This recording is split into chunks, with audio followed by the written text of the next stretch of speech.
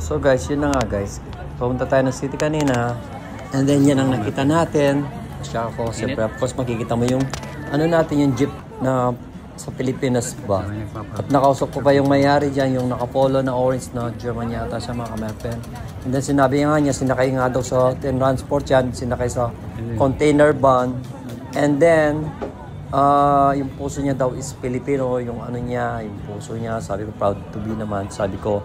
At saka, hindi pa daw siya nakapunta ng Pilipinas, pero yung puso niya daw is Filipino daw, sabi niya sa akin kanina. So, hindi ko lang na siya na-interview guys, sayang nga, kasi nga, nagkwentuhan kami, yun nga, kung paano dinala dito, kinonto yung Nerban, and then, hindi pa nga nakapunta ng Pilipinas. Sabi ko, pumunta ka ng Pilipinas, maraming magagandang tourist spots or mga beaches sa Pilipinas, for example, Coron or Boracay, sabi ko sa kanya mga man.